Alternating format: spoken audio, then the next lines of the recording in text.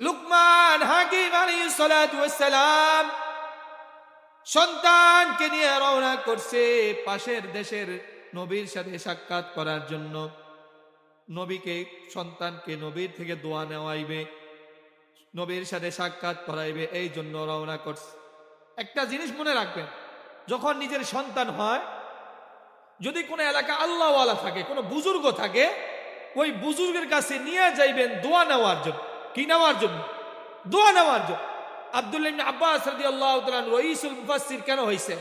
ছোট ছিলেন, আল্লাহ রাসূল দোয়া করছেন, আল্লাহ পাক রব্বুল আলামিন তার মুফাসসিরদের সর্দার বানাইছে। জোরে বলেন সুবহানাল্লাহ।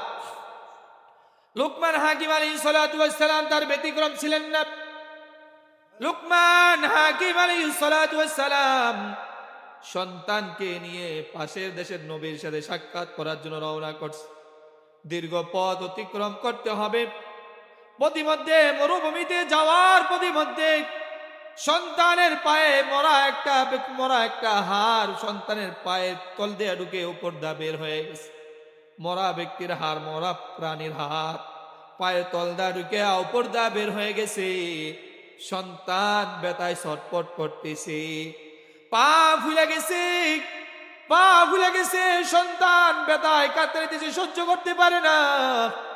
লুকমান হাকিম আলাইহিস সালাতু ওয়াস সালাম বড় পেরেশান হয়ে গেলেন। বাবার সামনে সন্তান কাঁদবে আর বাবা ধৈর্য ধারণ করবে, এটা হতে পারে না। সন্তানের কষ্ট মা বাবা সহ্য করতে পারে না। কথা বলেন ঠিক কিনা? এই দুনিয়ার সন্তানরা মা বাবার কষ্ট দেখতে পারে, কিন্তু মা বাবা সন্তানের কষ্ট দেখতে পারে না। কথা বলেন ঠিক কিনা? মা বাবা সন্তানের কষ্ট সহ্য করতে পারে না। লুকমান হাকিম আলাইহিস সালাতু ওয়াস সালামের সন্তান করে পা ফুলে গেছে, পায়ে আবার পছন্দ ধরা শুরু হয়ে গেছে। লুকমান হাকিম আলাইহিস সালাতু ওয়াস সালাম দুনিয়ার কারো কাছে দ্বারস্থ হয় নাই, দুনিয়ার কারো কাছে গিয়া হাত পাতে নাই, দুনিয়ার কোন ডাক্তার কবিরাজের কাছে যায় নাই। তাবু গাড়ছেন, সন্তানকে পাশে ঘুম পাড়ায় তুইয়া লুকমান হাকিম আলাইহিস সালাতু ওয়াস সালাম সেজদায় পড়ে গেছে। সেজদায় পড়ে আল্লাহর কাছে কাঁদতেছে, আল্লাহ। বড় আশা নিয়া সন্তানকে নিয়ে রওনা করছে। যমুক দেশের নবীর সাথে তার সাক্ষাৎ করামু, তার থেকে দোয়া নিমু। সন্তান যেন দিনের পথে থাকে, কোনো অন্যায় কাজে লিপ্ত না হয়, সন্তান যেন কোনো খারাপ কাজে লিপ্ত না হয়। ও আল্লাহ, এই জন্য রওনা করছে। ও আল্লাহ, প্রতিমধ্যে আপনি পরীক্ষায় ভরায় দিচ্ছেন। আল্লাহ, এই পরীক্ষা থেকে উত্তীর্ণ করার মতন একমাত্র আপনি আছেন, আপনি ছাড়া আমার আর কেউ নাই। লুকমান হাকিম আলাইহিস সালাতু ওয়াস সালাম কান্নাকাটি করে, সেজদায় পড়ে চোখের পানিগুলা পালায়। কিছুক্ষণ পর জিবরাইল আলাইহিস সালাতু ওয়াস সালাম ওই যে আয়েশা লুকমান হাকিম আলাইহিস সালাতু ওয়াস সালামের সন্তানকে বলে, হে সন্তান, তোমার কি হয়েছে? বলে, দেখেন না, একটা হাড় আমার পায়ে ঢুকা, একটা বার আমার পায়ে ঢুকার পর ওই পাটা ফুলে গেছে, প্রচন্ড ব্যথা করতেছে, ব্যথায় আমি ছটফট করতেছি, কাতরাইতেছি।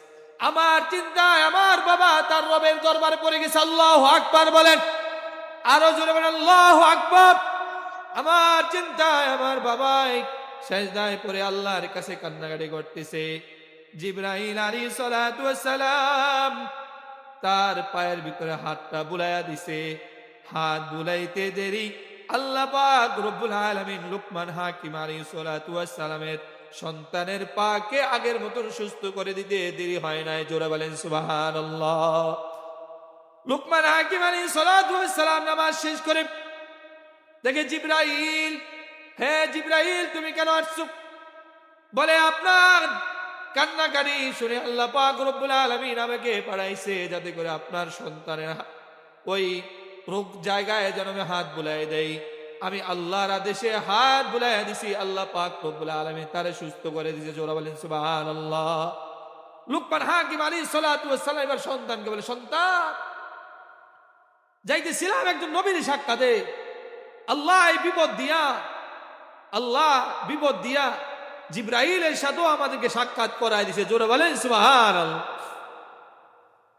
তোমারও বিপদও সারছে, জিবরাইলের সাথে সাক্ষাৎ হয়ে গেছে। জোরে বলেন সুবহানাল্লাহ।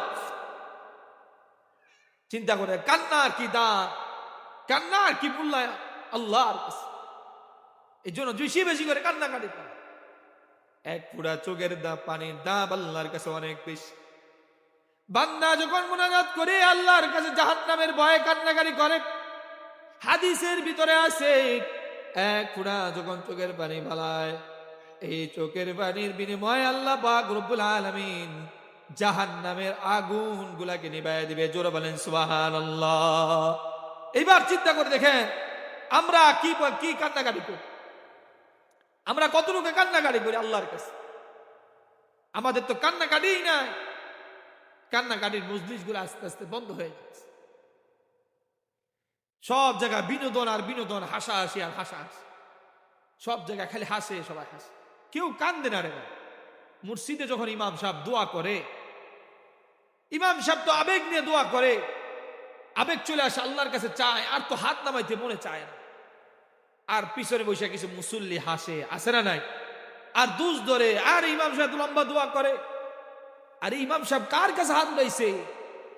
আসমান জমিনের মালিক, তোমার আমার মালিক রব্বে কাবা আল্লাহর কাছে হাত তুলছে। কথা বলেন ঠিক কিনা? আরে তার কাছে হাত নামান যায় কিভাবে? চোখের ভানি তো আসেই না, আরো সমালোচনা হয়ে যায়। চোখের ভানি ফালায়া দেখেন ভাই কি মজা লাগে, কি মজা লাগে। আল্লাহ ওয়ালারা চোখের ভানি ফালাইছে, কান্নাকাটি করছে, জঙ্গলে চলে গেছে, জঙ্গলে চলে গিয়ে কে কানছে, আল্লাহ আপনি ছাড়া আমার আর কেউ নাই, আপনি ছাড়া তো আমার কেউ নাই।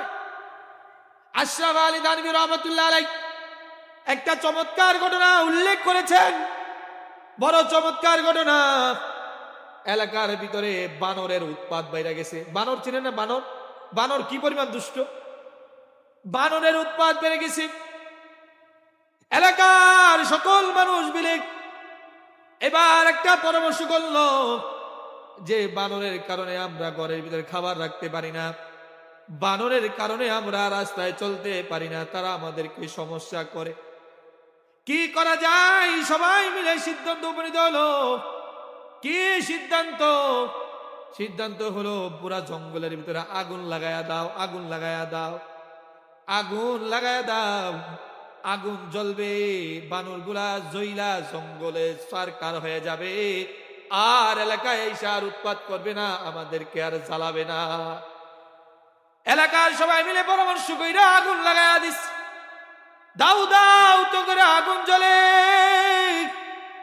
বানর গুলা ওই যে সর্দার বানরের কাছে আইসা বলে, ও সর্দার, এই যে আমাদের তো আগুন লাগায়া দিছে, আমাদের তো আর বাঁচার কোনো উপায় নাই। আমরা মনে হয় আজকে আমাদের আর জিন্দগির শেষ সময় আমরা পার করতেছি, আমাদের তো আর বাঁচার কোনো পথ নাই, কোনো পন্থা নাই। এখন কি করা যায়? আপনি আমাদেরকে একটু উপায় বলেন। সর্দার বানর তো জানে আমাদের একজন রব আছে। আমাদের রব আছে না নাই? জোরে বলেন, আমাদের রব কে? আরো জোরে বলেন কে? আরো জোরে বলেন আল্লাহ। বানরের সর্দার তো মাথার ভিতরে চলে আসে, আমাদের তো একজন রব আছে। দুনিয়ার মানুষ আমাদের সাথে অন্যায় করতে পারে, আকাশের মালিক আমাদের সাথে তো অন্যায় করতে পারে না।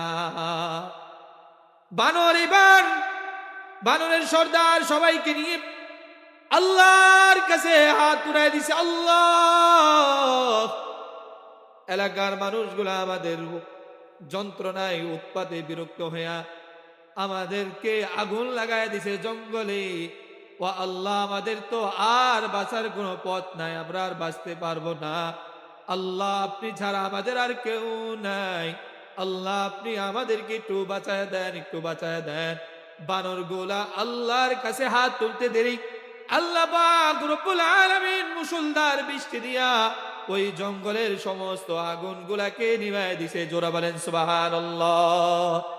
আল্লাহ আগুন দিয়া পুরা জঙ্গলের আগুন নিভায় দিছে, বানর গুলা বাইচা গেছে। আল্লাহু আকবার বলেন। বানর গুলাকে আল্লাহ বাঁচায় দিছে।